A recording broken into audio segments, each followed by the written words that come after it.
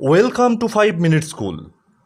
আজকের এই ভিডিওতে আমরা 5 ইয়ার প্ল্যানিং বা পঞ্চবার্ষিকী পরিকল্পনা নিয়ে একটু বিস্তারিত আলোচনা করব। তার সাথে সাথে তোমাদের সুবিধার জন্য শর্টকাট ট্রিকগুলোও আমি বলে দেব যে কিভাবে কোন পঞ্চবার্ষিকী পরিকল্পনা থেকে কোনটা মনে রাখবে, কিভাবে মনে রাখবে, কেন মনে রাখবে, সবই আমি বলে দেব। সেই সঙ্গে একটু বলে রাখি, স্ক্রিনে তোমরা পেয়ে যাবে শর্টকাট ট্রিকগুলো, যেগুলো আমি বলেও দেব। তার সাথে আমরা আলোচনায় পঞ্চবার্ষিকী পরিকল্পনার বিস্তারিতও বলে দেব। চলো আর সময় নষ্ট না করে শুরু করা যাক। আর হ্যাঁ, একটা ছোট্ট রিকোয়েস্ট করতে ভুলে গেছি, সেটা হচ্ছে যারা এখনও আমাদের চ্যানেলটা সাবস্ক্রাইব করনি, প্লিজ চ্যানেলটা সাবস্ক্রাইব করে পাশে থাকা বেল আইকনটি প্রেস করে দাও। আর প্লিজ যদি ভিডিওটা ভালো লাগে অবশ্যই একটা লাইক দিও, কারণ তোমাদের একটা লাইক আমাদের নতুন ভিডিও করার অনুপ্রেরণা দেয়। দেখো, আমাদের যে 12টা মোট পঞ্চবার্ষিকী পরিকল্পনা পড়তে হবে, তার মধ্যে প্রথমটা হচ্ছে that is first 5 year plan. কোন ডিউরেশনে হয়েছিল? 1951 সালে প্রথম পঞ্চবার্ষিকী পরিকল্পনা কার্যকর হয়, যেটা 1951 থেকে 56 পর্যন্ত কার্যকর ছিল। এই সময়ে একটা জিনিস মনে রাখবে, সেটা হচ্ছে কোন মডেলের ওপর ভিত্তি করে প্রথম পঞ্চবার্ষিকী পরিকল্পনা হয়েছিল। কি না, হ্যারোড ডোমার মডেল। টার্গেট গ্রোথ ছিল 2.1%, কিন্তু অ্যাচিভ করেছিলাম আমরা 3.6%। এখানে বিশেষ বিশেষ জিনিসগুলো মনে রাখবো কীভাবে, একটা ট্রিকের মাধ্যমে। সেটা হচ্ছে সিপকট, SIPCOT। সিপকট মানে কি? দেখো, S for social service, I for industry, P for power, CO for communication and T for transport. তাহলে এই সোশ্যাল সার্ভিস, ইন্ডাস্ট্রি, পাওয়ার, কমিউনিকেশন এবং ট্রান্সপোর্ট, এই জায়গাগুলোতে জোর দেওয়া হয়েছিল। কোন মডেলের ওপর? না, হ্যারোড ডোমার মডেলের ওপর ভিত্তি করে। এছাড়াও তোমরা তাহলে কি মনে রাখবে, যে এছাড়াও মনে রাখবে কৃষি, সেচ, বিদ্যুৎ, যোগাযোগ ব্যবস্থার উন্নয়ন তো হয়েছিলই। এই সময় জাতীয় আয় বৃদ্ধি হয়েছিল মোটামুটি 18%-এর মতো, আর মাথা পিছু আয় বৃদ্ধি হয়েছিল 11%। এছাড়াও খাদ্যশস্যে সেই সময় আমরা অনেকটা পিছিয়ে ছিলাম, যেখান থেকে প্রায় 20% গ্রোথ করেছিলাম আমরা, অর্থাৎ খাদ্যশস্যের উৎপাদন প্রায় 20% মতো বেড়েছিল। তারপর প্রথম পঞ্চবার্ষিকী পরিকল্পনা শেষ হওয়ার পরেই এটা সাফল্য দেখে সরকার কী করলো, দ্বিতীয় পঞ্চবার্ষিকী পরিকল্পনা চালু করলেন, যার পরিকল্পনার দায়িত্ব দেওয়া হলো প্রশান্ত চন্দ্র মহালানবিশকে। কোন বছর? না, 1956 সালে প্রথম পরিকল্পনা যখন শেষ হলো, তার পরেই 1956 থেকে 1961 সাল পর্যন্ত দ্বিতীয় পঞ্চবার্ষিকী পরিকল্পনা ঘোষণা করা হলো। এর মডেলটা কি ছিল? মডেল ছিল হচ্ছে নেহেরু মহালানবিশ মডেল বা মহালানবিশ মডেল। কে প্ল্যান করেছিলেন? প্রশান্ত চন্দ্র মহালানবিশ, পরিসংখ্যানের জনক যাকে বলা হয়, ভারতীয় পরিসংখ্যানের জনক। এই প্রশান্ত চন্দ্র মহালানবিশের নাম অনুসারে এটার নাম হয় মহালানবিশ মডেল। এই সময় টার্গেট ছিল, গ্রোথ টার্গেট ছিল 4.5%, কিন্তু আমরা অ্যাচিভ করতে পেরেছিলাম 4.1%। তাহলে মোটামুটি সফল পরিকল্পনা হিসেবে এটাকে ধরে নিতে পারো। এটার যে বিষয়গুলো মনে রাখবো, সেটাকে একটা ট্রিকের মাধ্যমে যদি আমরা মনে রাখি, সেটা হচ্ছে মাদ্রাস, MADRAS, ম্যাদ্রাস। এই এম ফর কি? M for Mahalanobis model. তাহলে এই যে দ্বিতীয় পঞ্চবার্ষিকী পরিকল্পনার, এটার মডেলটা ছিল মহালানবিশ মডেল, অনেকবার পরীক্ষায় এসেছে। দ্বিতীয়টা কি? MAD, এই এ কি? A for atomic energy commission. Atomic energy commission এই সময় গঠন করা হয়। এছাড়া কি ছিল? D for Durgapur steel company. Tata institute of fundamental রিসার্চও এই সময় গঠন করা হয়, মানে তৈরি করা হয়, এটাও মনে রাখবে। এই আর, মাদ্রাসের R for Rourkela steel company and rapid industrialisation, অর্থাৎ দ্রুত হারে শিল্প স্থাপনের জন্য, মূলত ভারী শিল্পে উন্নয়ন করার জন্য চেষ্টা করা হয়েছিল।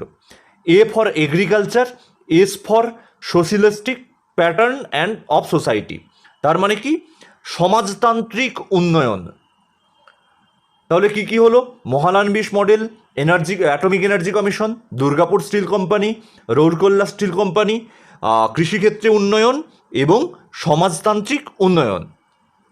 একটা জিনিস মনে রাখবে, এই সময় শিল্পে বৃদ্ধি হয়েছিল প্রায় 38%, মূল্য হ্রাস হয়েছিল এই সময় 13%। এই সময় কি কি হয়েছিল? না, ভাকরা নাঙ্গাল, দামোদর, হীরাকুদ বাঁধ, এই প্রকল্পগুলো এই পরিকল্পনার অন্তর্ভুক্ত ছিল। মোটামুটি জাতীয় আয় বৃদ্ধি পেয়েছিল 19.5%, মাথাপিছু আয় বৃদ্ধি পেয়েছিল 8%, শিল্প বৃদ্ধি পেয়েছিল 7%। আর কোথায় কোথায় শিল্প স্থাপন হয়েছিল? ইস্পাত কারখানা স্থাপন হয়েছিল দুর্গাপুর, ভিলাই এবং রাউরকেল্লাতে। এরপর আসে তৃতীয় পরিকল্পনা। প্রথম এবং দ্বিতীয় পরিকল্পনার সাফল্য দেখে তৃতীয় পরিকল্পনা ঘোষণা করা হয়। এই যে থার্ড প্ল্যান, এটাকে বলা হয় টোটাল ফেলিওর অফ প্ল্যান, অর্থাৎ পরিকল্পনার ব্যর্থতা। কেন বলা হয় সেটা পরে আসছি। তাহলে কি 1961 থেকে 66 সাল পর্যন্ত তৃতীয় পরিকল্পনা ছিল। এর মডেল ছিল গ্যাডগিল যোজনা মডেল। গ্যাডগিল যোজনা মডেল, এখানে টার্গেট গ্রোথ ছিল 5.6%, কিন্তু আমরা অ্যাচিভ করতে পেরেছিলাম 2.8%। 5.6 কোথায় আর 2.8 কোথায়, মোটামুটি অর্ধেক অ্যাচিভ করতে পেরেছিলাম। তো এটা ভীষণ দুঃখজনক ব্যাপার ছিল। সেই জন্য এটা মনে রাখার ট্রিকটা হচ্ছে স্যাড বা দুঃখ।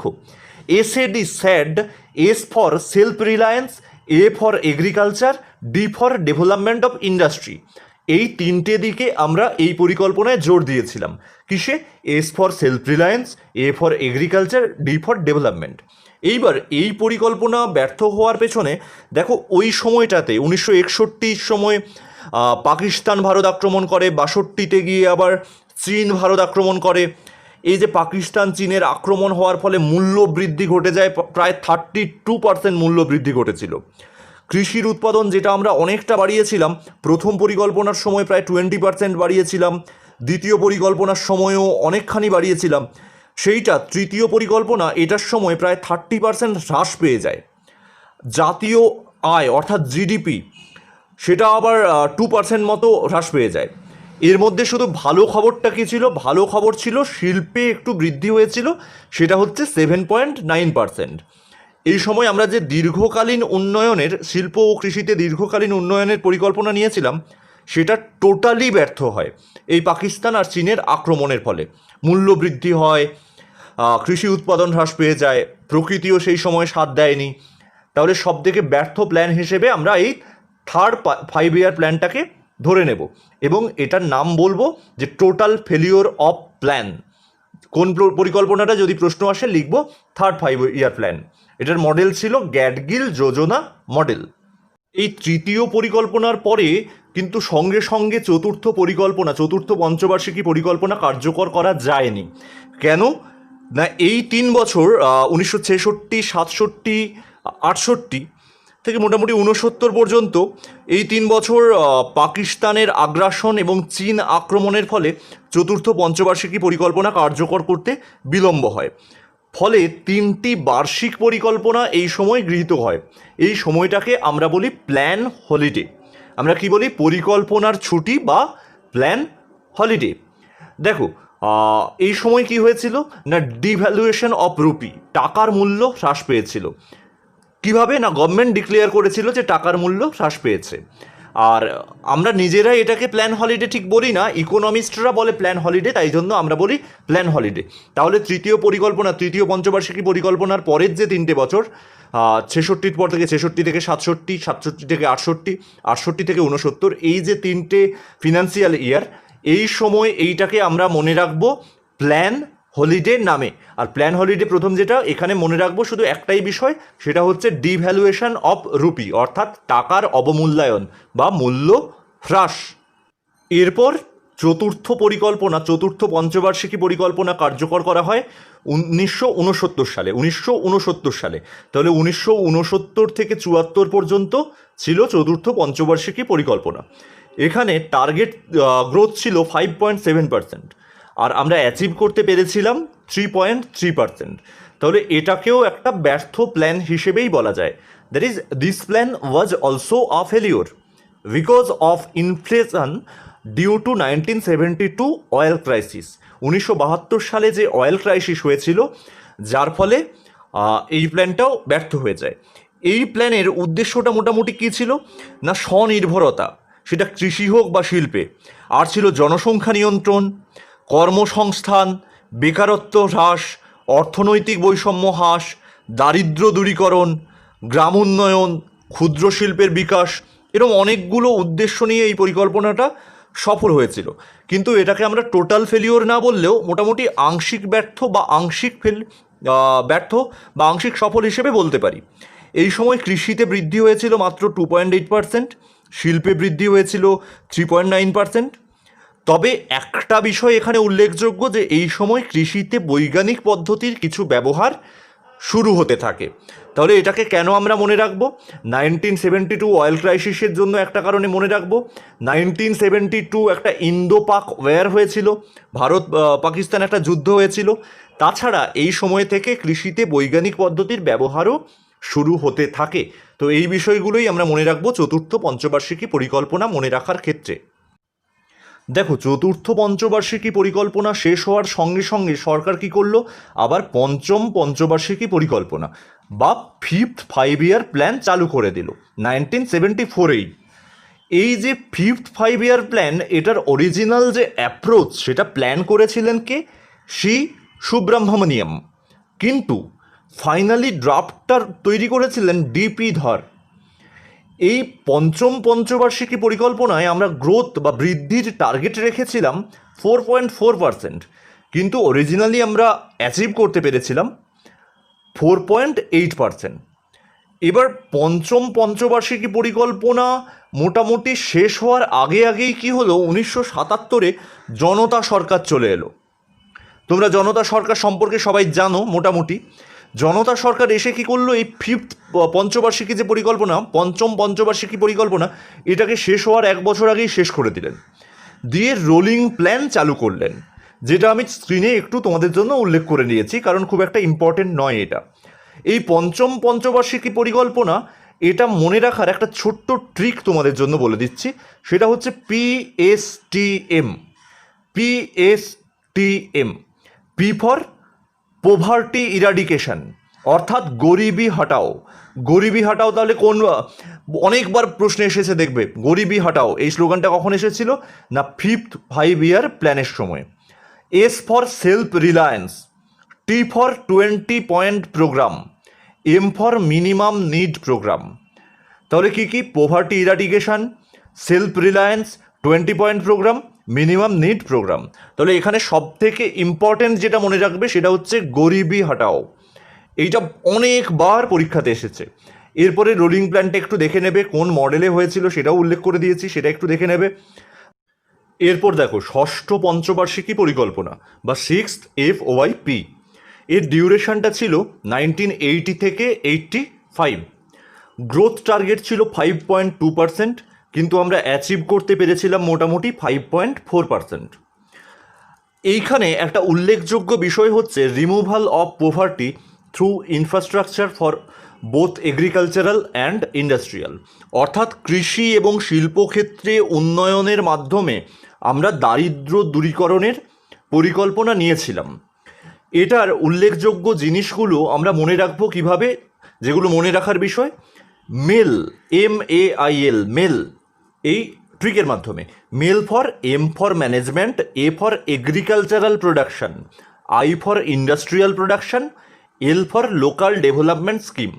অর্থাৎ এগ্রিকালচারাল প্রোডাকশন অর্থাৎ কৃষিক্ষেত্রে উৎপাদন বৃদ্ধি করতে চেয়েছিলাম, শিল্পক্ষেত্রে উৎপাদন বৃদ্ধি করতে চেয়েছিলাম, লোকাল ডেভেলপমেন্ট বেশি বেশি করে করতে চেয়েছিলাম।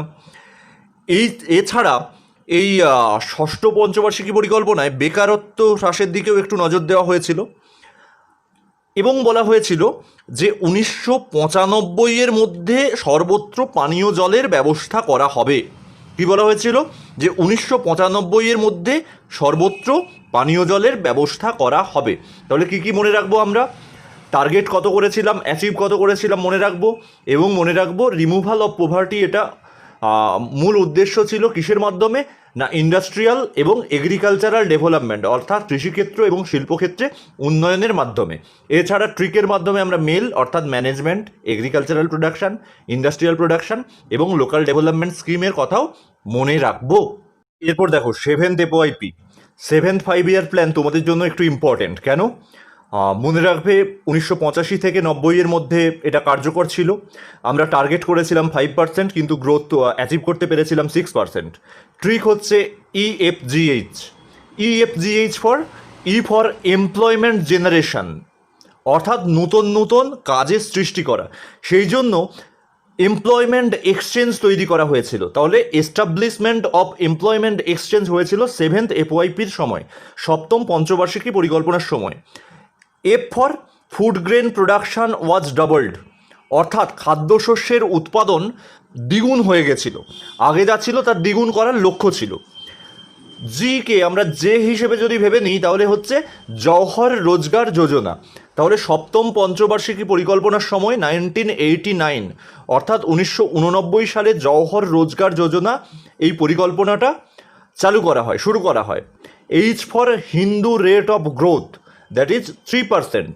এটা কে করেছিলেন না প্রফেসর রাজকৃষ্ণা এই হিসেবটা করেছিলেন। তাহলে 7th 5-year প্ল্যানে মূলত যেটা মনে রাখবো সেটা হচ্ছে establishment of employment exchange, food grain production was doubled and Jawahar রোজগার যোজনা। এর পরের 2 বছর কোনো পঞ্চবার্ষিকী পরিকল্পনার মধ্যে ছিল না, দুটো বাৎসরিক পরিকল্পনা বা অ্যানুয়াল প্ল্যান অ্যাডপ্ট করা হয়েছিল। 1990 থেকে 92 পর্যন্ত দুটো বার্ষিক প্ল্যান অ্যাডপ্ট করা হয়েছিল। এরপর দেখো অষ্টম পঞ্চবার্ষিকী পরিকল্পনা, এটা তোমাদের জন্য ভীষণ গুরুত্বপূর্ণ একটা পরিকল্পনা। এটা থেকে এতবার প্রশ্ন এসেছে যে প্রায় অন্য কোনোটা থেকে এতবার আসেনি। অষ্টম পঞ্চবার্ষিকী পরিকল্পনা 1992 থেকে 97 পর্যন্ত ছিল। এই সময় কি করা হয় না fiscal reforms and electronic reforms, খুব ইম্পর্টেন্ট মনে রাখবে। নরসিমা রাওয়ের সরকার ছিল এই সময়, অর্থাৎ প্রধানমন্ত্রী ছিলেন সরকারে নরসিমা রাও। ফিনান্সিয়াল অ্যাডভাইজার কে ছিলেন? মনমোহন সিং, যিনি পরবর্তীকালে আমাদের প্রধানমন্ত্রী হয়েছিলেন। তাহলে ফিনান্সিয়াল অ্যাডভাইজার ছিলেন মনমোহন সিং। যে মডেলের ওপর ভিত্তি করে এই অষ্টম পঞ্চবার্ষিকী পরিকল্পনাটা কার্যকর করা হয়েছিল সেটার নামও হচ্ছে রাও মনমোহন সিং মডেল বা মনমোহন সিং মডেল, এইরকম বলা হয়। এইটা ছিল আমাদের ফার্স্ট ইন্ডিকেটিভ প্ল্যান। এর আগে কোনো ইন্ডিকেটিভ প্ল্যান ছিল না, নির্দেশমূলক কোনো প্ল্যান ছিল না। এই পরিকল্পনায় আমরা টার্গেট করেছিলাম গ্রোথের 5.6%, কিন্তু অ্যাচিভ করেছিলাম 6.8%। এখানে উল্লেখযোগ্য জিনিসগুলো মনে রাখার ট্রিকটা হচ্ছে LPG, L for liberalisation, P for privatisation, G for globalisation. খুব সিম্পল, এলপিজি এটা মনে রাখলেই আমাদের হয়ে যাবে। এইখানে তোমাদের দুটো তথ্য দিয়ে রাখি, সেটা হচ্ছে মাথা পিছু জাতীয় উৎপাদন বৃদ্ধি এই সময় হয়েছিল মোটামুটি বার্ষিক 3.9%-এর মতো, আর কর্মসংস্থান বৃদ্ধি পেয়েছিল যার হার ছিল মোটামুটি 2.6%। বুঝতেই পারছো এই সংখ্যাটা যথেষ্ট ইম্পর্ট্যান্ট একটা সংখ্যা। এরপর আমরা সরাসরি চলে আসবো 9th 5-year প্ল্যানে।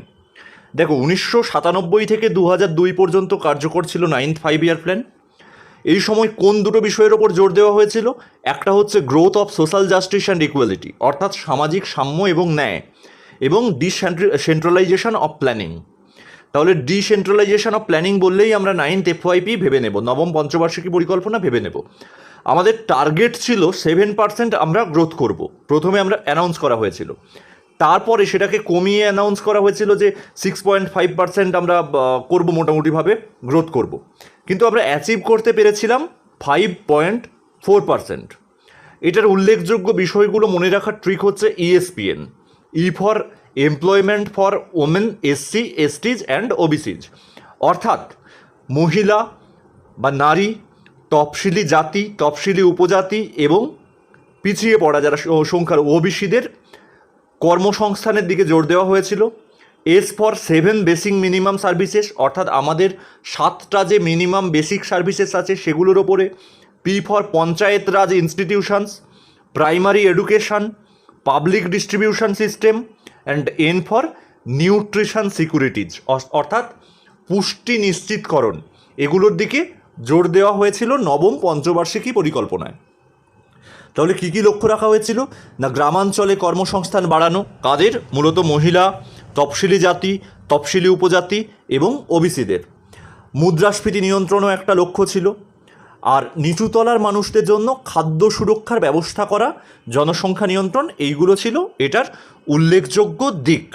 এখানে তোমাদের একটা তথ্য দিয়ে রাখি যে এই পরিকল্পনার সময় প্রায় 52 মিলিয়ন কর্মসংস্থান সৃষ্টি হয়েছিল, 52 মিলিয়ন কর্মসংস্থান সৃষ্টি হয়েছিল।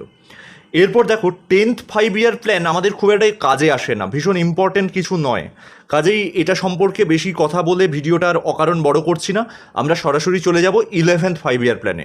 11th 5 ইয়ার প্ল্যান বা একাদশ পঞ্চবার্ষিকী পরিকল্পনায় এত পরিকল্পনা নেওয়া হয়েছিল যে সব কিছু আমরা মনে রাখতে পারবো না। আমরা শুধু কী কী মনে রাখবো, যে 2007 থেকে 2012 এই সময়কালের মধ্যে একাদশ পঞ্চবার্ষিকী পরিকল্পনা কার্যকর ছিল। ইনিশিয়াল গ্রোথ টার্গেট করা হয়েছিল 9%, রিভাইজড গ্রোথ পরে পাবলিশ করা হয় যে টার্গেট করা হয় 8%, আমরা অ্যাচিভ করতে পেরেছিলাম 7.9%। অ্যাভারেজ জিডিপি গ্রোথ ছিল মোটামুটি 8.1%-এর মতো। আমরা একটা ট্রিকের মাধ্যমে এটার গুরুত্বপূর্ণ অংশগুলো মনে রাখবো। সেই ট্রিকটা কি না, teachers, TEACHERS, T for telecommunications. এই সময় এই টেলিকমিউনিকেশন ক্ষেত্রে একটা বিপ্লব আসে, অর্থাৎ 2G স্পেকট্রাম, এই কথাটা নিশ্চয়ই সবার মনে আছে। ই ফর ইলেকট্রিসিটি, তোমাদের মনে আছে নিশ্চয়ই এই সময়টায় প্রত্যেকটা বাড়িতে বাড়িতে ইলেকট্রিসিটি পৌঁছে দেওয়ার একটা চেষ্টা শুরু হয়। এ ফর অ্যানিমিয়া বা রক্তাল্পতা দূর করার জন্য সচেতনতা শিবির তৈরি করা হয়, আয়রন ট্যাবলেট ক্যাম্প করে করে দেওয়া হতে থাকে, স্কুলগুলোতে দেওয়া হয়, বাড়িতে বাড়িতে আয়রন ট্যাবলেট পৌঁছে দেওয়া হয়।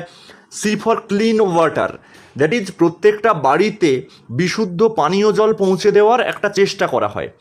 এইচ ফর হেলথ এডুকেশন, এখানে হেলথ এডুকেশন মানে একটা জিনিস মনে রাখবে, শুধুমাত্র ডাক্তারি বা নার্সিং এরকম পড়াশুনোগুলোই নয়, সাধারণ মানুষকে স্বাস্থ্য সচেতন করার জন্য টিভিতে রেডিওতে বিভিন্ন অ্যাড দেওয়া হতে থাকে, তারপর পোস্টারগুলো নিশ্চয়ই লক্ষ্য করেছো, অর্থাৎ সাধারণ মানুষের মধ্যে স্বাস্থ্য সচেতনতা বা স্বাস্থ্য শিক্ষা বৃদ্ধি করার একটা প্রয়াস শুরু হয়।